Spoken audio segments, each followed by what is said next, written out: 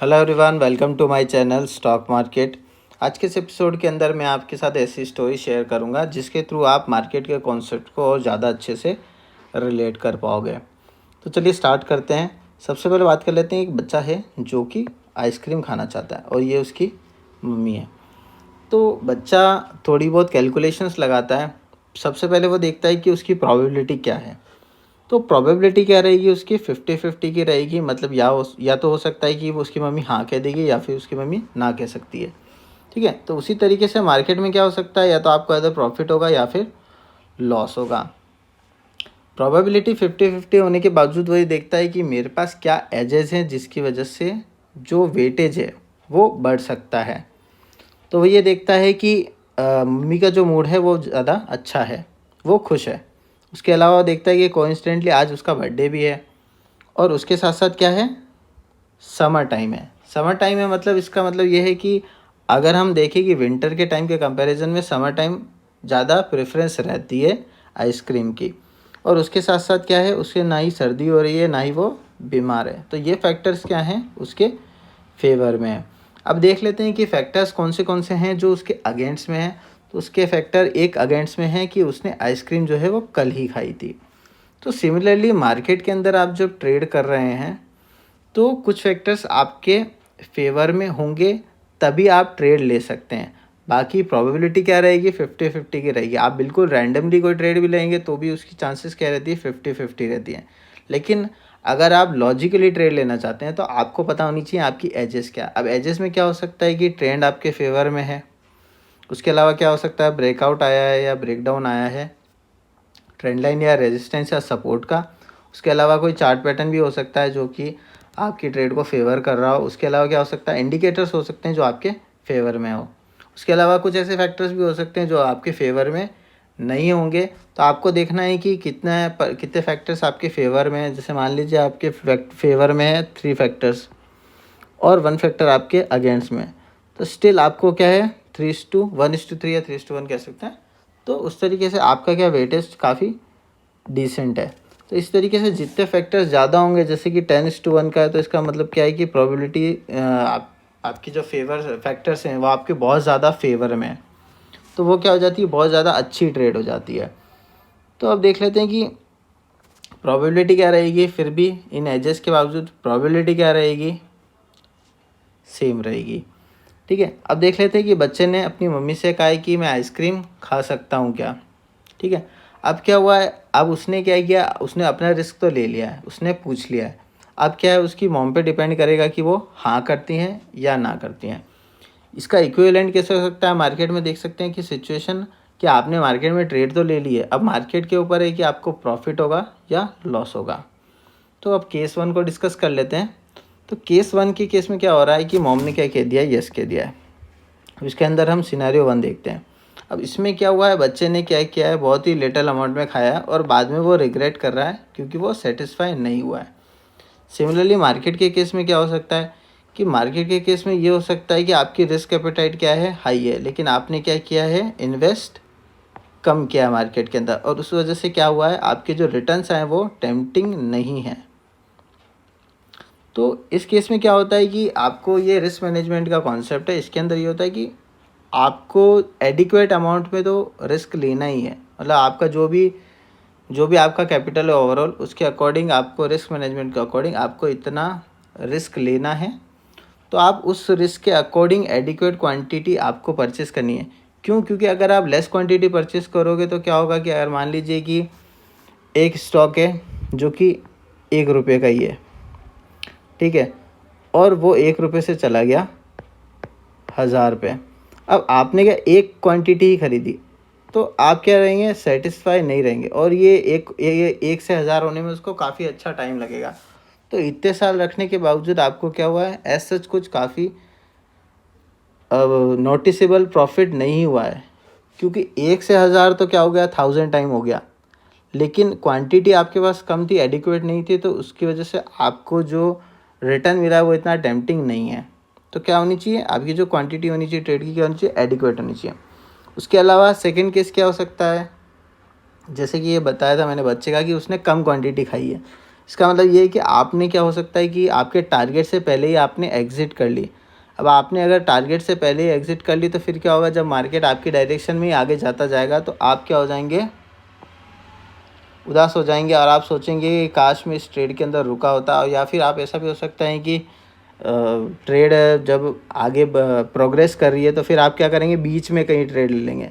तो अगर आप अपने टारगेट पे, सेटिस्फैक्ट्री टारगेट पे नहीं निकलते तो क्या होता है, फिर आप रिस्क ज़्यादा लेने की कोशिश करते हैं। आप सोचते हैं कि क्या पता आप मार्केट और ऊपर चला जाएगा। या कुछ लोग ऐसे भी होते हैं जो सोचते हैं कि इतना अच्छा मूव ले लिया है तो और मैं उसको कवर नहीं कर पाया, तो मैं वो क्या करते हैं, उल्टी डायरेक्शन में ट्रेड लेने लगते हैं। तो वो तभी होता है जब आप क्या करते हैं, एडिक्वेट अमाउंट ऑफ प्रॉफिट लेके नहीं निकलते या टारगेट पे नहीं निकलते हैं। अब देख लेते हैं सीन 2। सीन 2 में क्या है, उसने बच्चे ने क्या किया, बहुत ज़्यादा खा लिया और उसके बाद क्या हुआ है, वो बीमार हो गया है। तो अब वो बीमार हो गया तो उसको क्या पनिशमेंट मिली कि अब वो आइसक्रीम नहीं खा सकता, 1 महीने के लिए आइसक्रीम नहीं खा सकता। तो इसका क्या मतलब है, इसका मार्केट सिचुएशन को के साथ कैसे हम रिलेट कर सकते हैं। तो इस सिचुएशन को हम ऐसे रिलेट कर सकते हैं कि हम बहुत ज़्यादा लालची होकर हमने क्या किया, काफ़ी हमारे जो रिस्क एपेटाइट है उससे भी क्या किया, हमने ज़्यादा की ट्रेड हमने ले ली।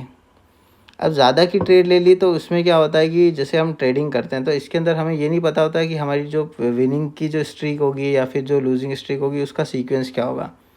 तो अगर हम क्या ज़्यादा रिस्क एपेटाइट से ज़्यादा का अगर हम रिस्क ले रहे हैं, हमारी रिस्क एपेटाइट ये है, उससे अगर हम ज़्यादा का रिस्क लेके चल रहे हैं मार्केट के अंदर, तो अगर मान लीजिए कि आपको लगातार 1 to 20 टाइम्स डायरेक्टली आपको क्या हुआ, लॉस हो गया। तो इस केस में क्या हुआ, आपकी क्या हुआ, कंटिन्यूसली आपका आपने रिस्क ज़्यादा लिया था तो उसकी वजह से आपको क्या हुआ, बड़े बड़े लॉसेस हुए और 20 टाइम्स क्या हुआ है, आपको बड़े लॉस हो गए। तो इस वजह से कितनी बार क्या होता है, लोग क्या करते हैं, बड़ी क्वांटिटी में रिस्क लेते हैं और लगातार क्या करते हैं, जैसे 120 टाइम 10 टाइम या जितने भी टाइम हार जाते हैं, मतलब वो लॉस कर लेते हैं। तो उसकी वजह से क्या होता है, उनका काफ़ी अच्छा कैपिटल क्या होता है, ख़त्म हो जाता है। तो आपको ऐसा नहीं करना है, आपको ज़्यादा ग्रीडी नहीं होना है। या फिर क्या हो सकता है, आप मार्केट के अंदर अभी भी आप मार्केट के अंदर ट्रेड के अंदर बने हुए हैं जबकि आपका टारगेट हिट हो गया है। मतलब आप किस तरीके से मार्केट चल रहा है, आपका यहाँ टारगेट आ गया, आप सोच रहे हैं कि मार्केट थोड़ा और ऊपर गया तो आप फिर भी बने हुए हैं। अब उसके बाद मार्केट नीचे आने लगा है, उसी तरीके से डाउन का स्ट्रक्चर दिखाने लगा है।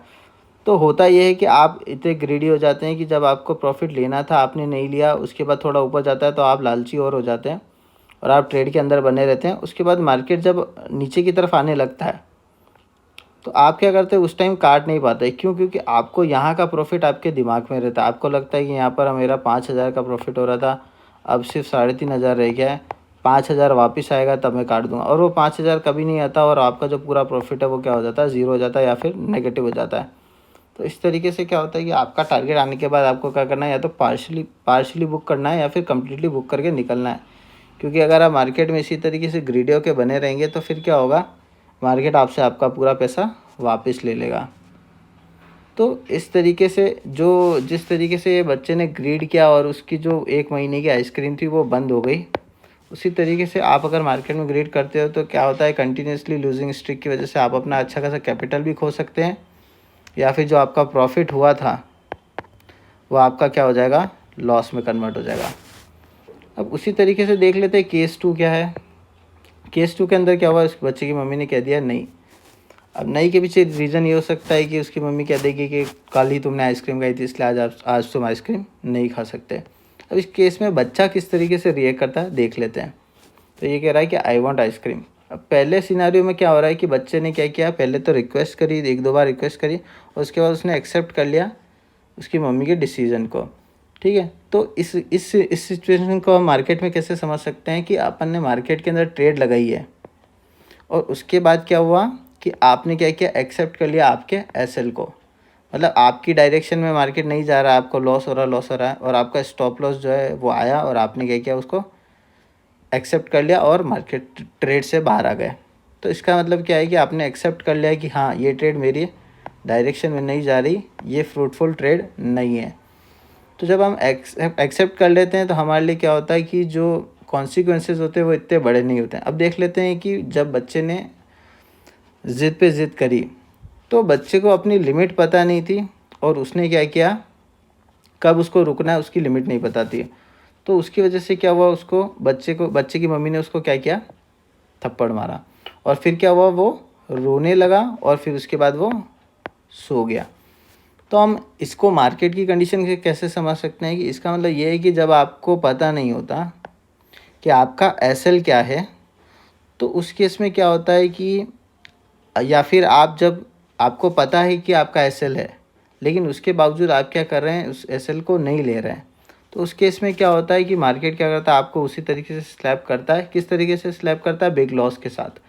मतलब आपका एसएल यहाँ पर है, आपने ट्रेड यहाँ पर ली है, मार्केट थोड़ा सा ऊपर गया, फिर नीचे आने लगा, इससे नीचे आ गया।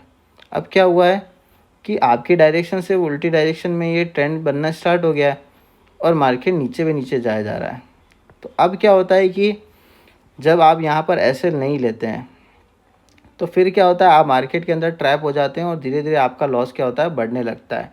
और फिर आपका लॉस इतना बड़ा हो जाता है, फिर अल्टीमेटली आप रिग्रेट करते हैं कि मुझे मेरा एसएल ले लेना चाहिए था। या फिर ऐसे लोग भी होते हैं जिनको एसएल के बारे में पता ही नहीं होता, वो बस खाली मार्केट में ट्रेड डाल देते हैं और सोचते हैं कि हमें प्रॉफिट हो जाएगा। तो इन दोनों ही केस में क्या होता है, ये जिस तरीके से इस बच्चे को अपनी लिमिट नहीं पता थी, उस तरीके से इन ट्रेडर्स को भी अपनी लिमिट्स नहीं पता होती। तो जब इनको लिमिट्स नहीं पता होती तो क्या होता है, बहुत बड़ा लॉस होता है। और जिस तरीके से इस बच्चे की मम्मी ने इसको मारा था और उसके बाद ये बच्चा रो के सो गया था, उसी तरीके से इन ट्रेडर्स की भी यही हालत होती है, क्योंकि इनका लॉस जो होता है वो काफ़ी हद तक बड़ा हो जाता है। तो ये थी मार्केट की स्टोरी। और अगर आपको ये स्टोरी अच्छी लगी है तो मेरे वीडियो को लाइक करें, मेरे चैनल को सब्सक्राइब करें और इस वीडियो को शेयर करें। Thank you.